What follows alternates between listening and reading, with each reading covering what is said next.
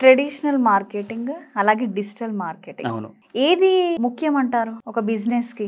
రెండు ముఖ్యమే madam. Traditional marketing కూడా ముఖ్యమే, డిజిటల్ మార్కెటింగ్ కూడా ముఖ్యమే. రెండు అవసరం అంటారా? రెండు అవసరమే. అంటే రెండు అవసరమే, రెండు ఉన్నాయి. ఈ రోజు కూడా రెండు ఉన్నాయి. కాకపోతే మన సిచ్యువేషన్ ఏంటి, మన బడ్జెట్స్ ఎంత ఉన్నాయి, వాటిని బట్టి మన ఆడియన్స్ ఎక్కడ ఉన్నారు, మన కస్టమర్స్ అంత డిజిటల్ ఉన్నారు అనుకోండి, డిజిటల్ మార్కెటింగ్ చేయొచ్చు. ట్రెడిషనల్ కూడా అవసరం అనుకుంటే బడ్జెట్స్ ఉంటే ట్రెడిషనల్ కూడా వెళ్ళొచ్చు అనమాట. జనరల్ గా మనం చూసే టీవీ యాడ్స్ అయినా న్యూస్ పేపర్ యాడ్స్ అయినా ఇవి పెద్ద కంపెనీల యాడ్స్ అనమాట. చిన్న కంపెనీస్ కి అసలు వాళ్ళు భరించలేరు వాటి యాడ్స్ అయినా, ఏదైనా ఒక హోర్డింగ్ అయినా వాళ్ళ వల్ల కాదు. సో అటువంటి వాళ్ళు డిజిటల్కి వెళ్ళొచ్చు అనమాట. ఒకవేళ బడ్జెట్స్ ఉన్నాయనుకుంటే ట్రెడిషనల్ మార్కెటింగ్ కూడా చేయొచ్చు. సో లేదనుకున్నప్పుడు ఓన్లీ డిజిటల్ మార్కెటింగ్ కూడా చేసుకోవచ్చు. అంటే బడ్జెట్ పరంగా తీసుకోవచ్చు అంటారా? బడ్జెట్ పరంగా కూడా తీసుకోవచ్చు. మనకు ఆడియన్స్ అందరూ అంటే మన ఈ ప్రోడక్ట్ కొనేవాళ్ళు ఆన్లైన్లో 100% ఉన్నారు అనుకోండి, ఈవెన్ ఒక 50% ఉన్న ఆన్లైన్ మార్కెటింగ్ చేసుకోవచ్చు కంప్లీట్ గా. ప్రజెంట్ ఆన్లైన్ మార్కెటింగ్ ఎక్కువ చేస్తున్నారు మేడం అన్ని కంపెనీస్. కాకపోతే ట్రెడిషనల్ కూడా వాళ్ళకు పెద్ద కంపెనీస్ కు బడ్జెట్స్ ఉండడం వల్ల వాళ్ళు ట్రెడిషనల్ మార్కెటింగ్ కూడా చేస్తున్నారు. టీవీ యాడ్స్ కానీ లేకపోతే ఓటీటీ యాడ్స్ కానీ వాళ్ళు ఇవ్వడం జరుగుతుంది. ఒకవేళ కంపేర్ చేస్తే డిజిటల్ మార్కెటింగ్ విన్ అవుతుంది మేడం. ఇప్పుడు అందరు డిజిటల్ మార్కెటింగ్ చేస్తున్నారు. ఎందుకంటే అంత కాన్ఫిడెంట్ అంటే డిజిటల్ మార్కెటింగ్ ద్వారానే విన్ అవుతుందని ఎలా అంటున్నారు? ఎందుకంటే మేడం ఇది ట్రెడిషనల్ మార్కెటింగ్ కి డిజిటల్ మార్కెటింగ్ కి కొన్ని డిఫరెన్సెస్ ఉన్నాయి.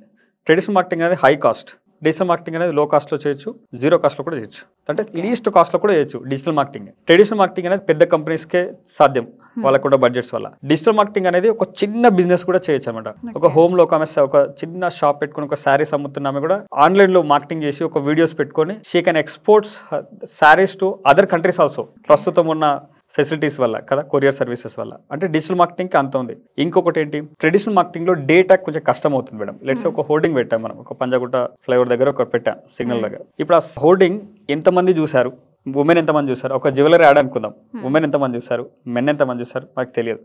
అసలు అది చూసే కొన్నారా కూడా మనకు తెలియదు. అంటే మనకు డేటా ఇక్కడ వస్తలేదు, మనం డబ్బులు పెడుతున్నాం. కానీ డిజిటల్ మార్కెటింగ్లో ఇది ఉమెన్కే కావాలనుకుంటే ఉమెన్కే చూపించవచ్చు ఆ యాడ్ని పర్టికులర్గా. సో ప్రిసైజ్గా మనం రీచ్ అవ్వచ్చు తక్కువ బడ్జెట్తోనే. సో అందుకు కరెక్ట్ టార్గెట్ ఎవరైతే కొంటారో వాళ్ళని రీచ్ అవుతాం కాబట్టి ఎక్కువ మనకి రిజల్ట్స్ వచ్చే ఛాన్స్ ఉంటుంది compare with the traditional marketing. ఇక్కడ ఎక్కువ కాస్ట్ అవుతుంది, ఇక్కడ లో కాస్ట్తో కూడా మనం బెస్ట్ రిజల్ట్స్ని మనం తీసుకొని రావచ్చు అనమాట. అందుకు డిజిటల్ మార్కెటింగ్. ఇప్పుడు అందరూ కూడా డిజిటల్గానే వెతుకుతున్నారు మేడం. డిజిటల్ కి అంటే ఇంతకు ముందు అంత ట్రస్ట్ లేకుండే అప్పట్లో, ఒక 10 years బ్యాక్ అలా. అమ్మ ఆన్లైన్ అంటే ఫ్రాడ్ ఏమో, స్కామ్ ఏమో, వస్తుందో రాదో, ప్రోడక్ట్ వస్తుందో రాదో అనే దాంతో వీళ్ళ భయంతోనే సివోడి తీసుకొచ్చారు ఈ కామర్స్ కంపెనీలో. వచ్చినాక ప్రోడక్ట్ చూసి మనం డబ్బులు ఇద్దామని కదా. సో ఇప్పుడు ఏమైపోయింది, ట్రస్ట్ ఇంకా అందరికి అర్థమైపోయింది. ఇప్పుడు అంతా వస్తుంది, ఒకవేళ ప్రోడక్ట్ నచ్చపోయినా రిటర్న్ పెట్టుకోవచ్చు, రిటర్న్ పాలసీస్ ఉన్నాయి కాబట్టి ఇప్పుడు అంతా ఆన్లైన్ కి ట్రస్ట్ పెరిగింది. స్టార్టింగ్ లో అమెజాన్ లో వాళ్ళు బుక్స్ తో స్టార్ట్ చేస్తారు మేడం. బుక్స్ చిన్న బుక్స్ తో వాళ్ళు స్టార్ట్ చేసి ఈ రోజు ఏంటి కన్స్యూమర్ డ్యూరబుల్స్ కూడా అమ్ముతున్నారు. టీవీ కావచ్చు, ఫ్రిడ్జ్ కావచ్చు, వాషింగ్ మిషన్స్ కావచ్చు, వీటిని కూడా ఆర్డర్ చేస్తున్నారు ఆన్లైన్లో కదా.